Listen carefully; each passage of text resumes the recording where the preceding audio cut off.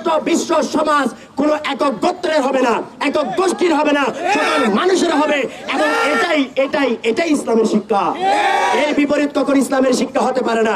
রাষ্ট্র সর্বজনীন, সূর্য চন্দ্র আলো বাতাস পানি মাটি যেমন সর্বজনীন, রাষ্ট্র বিশ্ব হবে সর্বজনীন, একক গোত্রের একক ধর্মের হবে না। সুপ্রিয় বন্ধুরা, আমরা দুই দিকে কথা বলি।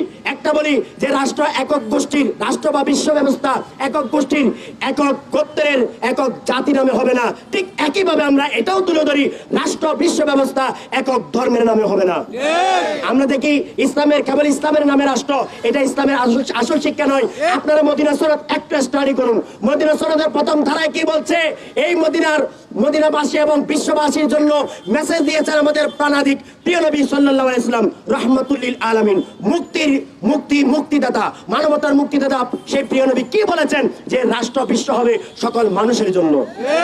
যারা আজকে ইসলামের নামেই রাষ্ট্রকে কেবল একক ধর্মের নামে করতে চায়, সেটা ইসলামের শিক্ষা নয়। আজ হয়তো বুঝছেন না, কাল বুঝতে পারবেন।